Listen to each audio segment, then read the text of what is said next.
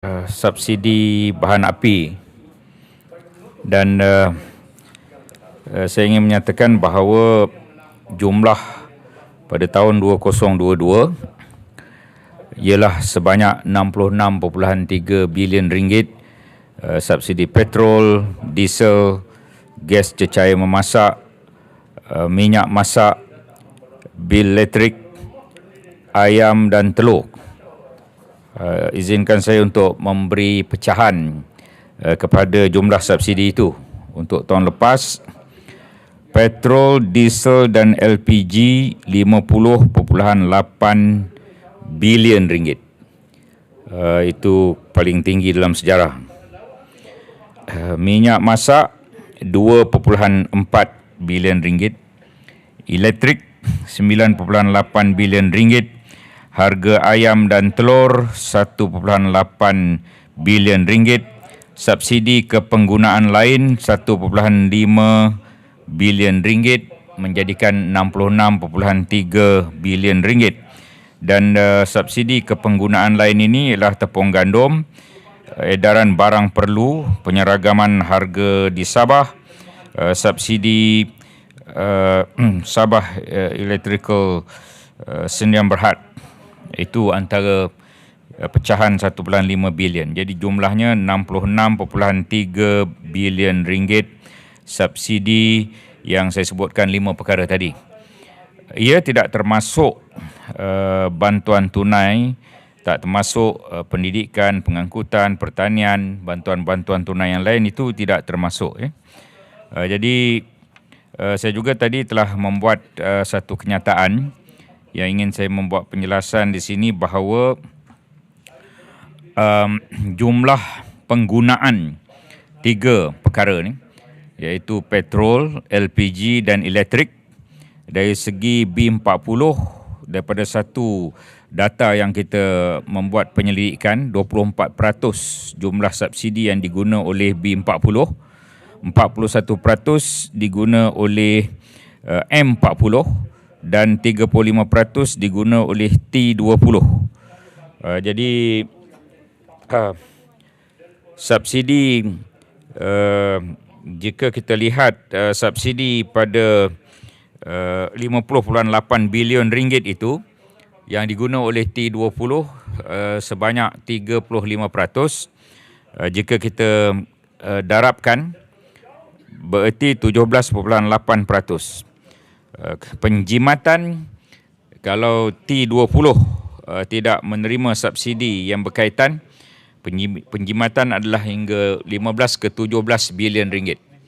Jadi itu perkara mesej yang penting yang ingin saya nyatakan. Walau bagaimanapun, subsidi bersasar ini baru dimulakan untuk elektrik. Subsidi bersasar belum lagi digunakan untuk petrol dan LPG. Oleh itu, bilakah ia akan dilaksanakan? Ia akan dilaksanakan oleh kementerian lain, tapi segala peruntukannya adalah daripada Kementerian Keuangan. Oleh itu adalah penting untuk kita mendapatkan penjimatan apabila ia dilakukan. Dan penjimatan 15 ke 17 bilion itu anggaran, jika dilaksanakan subsidi yang bersasar, maka dia boleh digunakan untuk faedah rakyat, untuk projek pembangunan ke misalnya, sekolah, hospital dan juga bantuan-bantuan lain untuk membasmi kemiskinan misalnya. Kadang-kadang 15 ke 17 bilion kepada T20 ini, mereka tak sadar pun perkara sebanyak itu telah diberikan kepada mereka.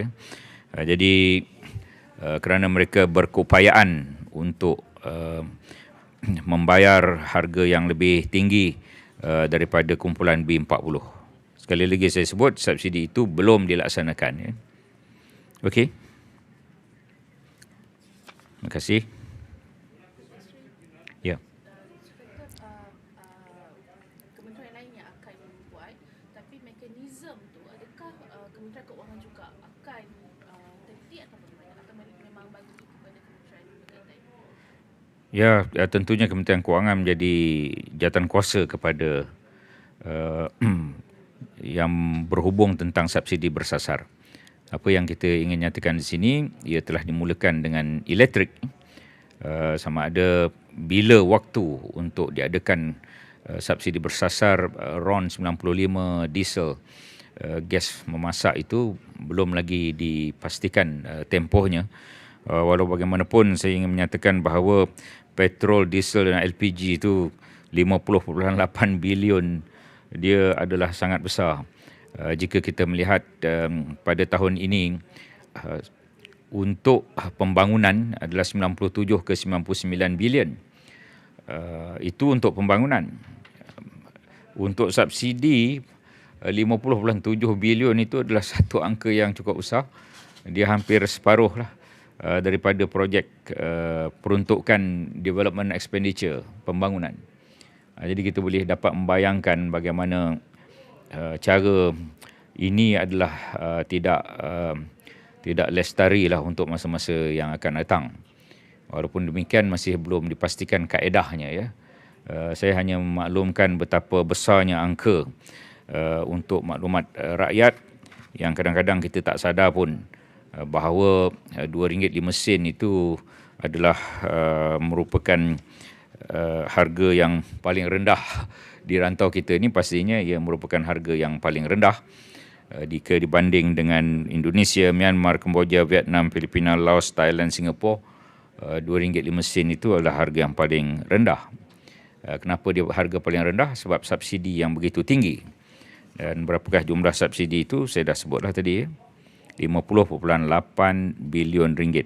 Dan apabila dicampur minyak masak, elektrik, harga ayam telur, subsidi kepenggunaan jadi RM66.3 bilion. Ya. Ia amat besar. Kalau kita campur dengan bantuan tunai, lain-lain pendidikan, pengangkutan, pertanian, sumbangan tunai rahmah dan sebagainya, dia jadi 91.4 bilion. Tetapi kita tak adalah menyebut bahawa bantuan STR itu, sumbangan tunai rahmah itu sebagai subsidi. Itu kita tak panggil subsidi lah ya. Okey. Ada angka-angka yang tak jelas, saya tak mahu dia disalah tafsir angka-angka yang berkaitan itu.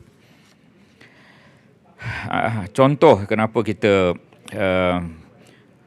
telah mengadakan subsidi bersasar untuk elektrik. 10% pengguna menggunakan 10% pengguna yang berada ya, yang kaya menggunakan 56.4% daripada subsidi elektrik. Saudara boleh bayang tu ya. 10% pengguna yang kaya, contoh domestic C, lebih daripada 600 kilowatt per hour, dicampur dengan syarikat-syarikat bukan PKS, syarikat-syarikat besar bukan PKS. Mereka mengguna 56.4% daripada keseluruhan subsidi elektrik. Mereka hanya 10% daripada pengguna. Jadi bayangkan bagaimana subsidi itu tersasar dengan begitu hebat sekali. Saya kira hanya di Malaysia yang negara kita memberikan subsidi pada orang kaya jauh lebih banyak daripada subsidi pada orang miskin. Saya tak tahu ada negara lain yang kalau boleh dikongsi, negara mana, bahawa negara Malaysia ini memberikan subsidi pada orang kaya lebih banyak daripada orang miskin. Ada negara lain tak? Boleh saya tanya press soalan? Ada tak negara lain dalam dunia ini yang negara itu memberikan subsidi kepada orang kaya lebih besar daripada subsidi pada orang miskin? Ada tak negara lain? Saya tanya press ni. Tak ada Hanya Malaysia satu-satunya.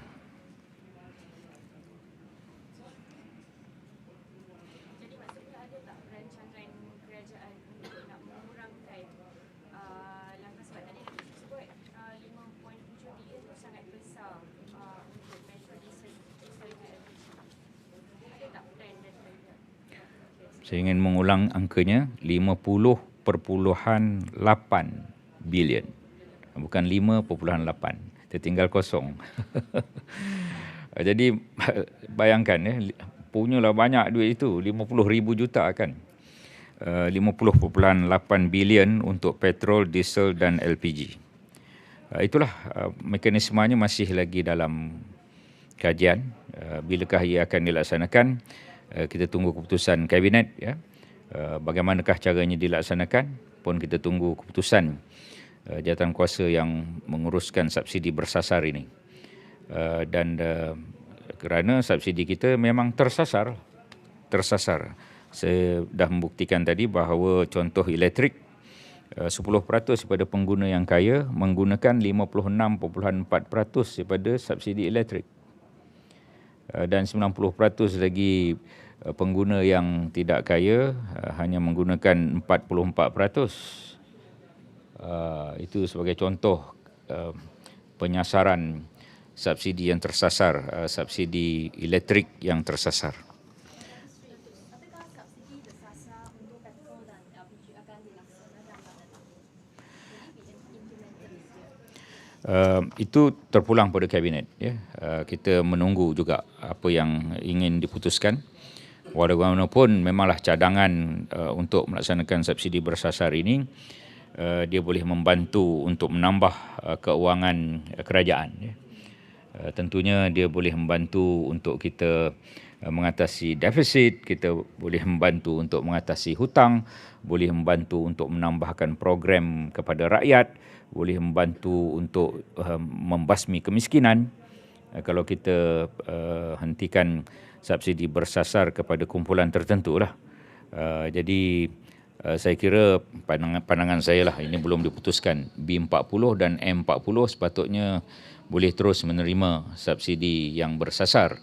Tapi T20 ini dan juga syarikat-syarikat besar, saya tidak nampak kewajaran mereka menerima subsidi yang saya sebutkan tadi. Jadi apa juga yang akan diputuskan oleh kabinet kita tunggu, bila akan dilaksanakan kita tunggu. Ia pernah berlaku sebelum ini ketika saya di Kementerian Kewangan kali Timbalan Menteri Kewangan sebelum ini 2013, 2014, 2015. Tetapi apabila kita nak melaksanakan, tiba-tiba harga minyak turun. Sehingga kan Petronas pun rugi pada tahun yang berkaitan. Ya. Jadi kita tak jadi lakukan subsidi bersasar itu kerana harga minyak turun. Tapi sekarang ini tak nampak kelihatan harga minyak turun. Harga minyak masih lagi tinggi. Oleh kerana itu, jika kita inginkan wang yang lebih untuk rakyat, inilah kaedah yang paling berkesan. Kita tak dapat melakukan GST misalnya, tetapi ini antara gantian-gantian keuangan yang boleh diperolehi. Gantian keuangan kalau saya kira tadi 15 ke 17 bilion ya, yang boleh kita jimatkan. Kerana T20 menggunakan 35% daripada subsidi petrol, diesel, LPG, M40 41%, B40 24%. Mungkin ada timeline sebab macam Datuk kata tunggu kabinet, tapi mungkin dah ada timeline secara kasar. Saya tak nampak timeline tu. Cuma saya maklumkan maklumat lanjut daripada soalan yang ditanyakan oleh Datuk Ahmad Amzad Hashim, Kuala Terengganu, supaya tidak tersilap petik oleh rakan-rakan media, sebab kalau kita bercakap di Dewan Rakyat itu kadang-kadang kita tidak dapat mendengar angka-angka yang terperinci. Okey. Terima kasih. Baik.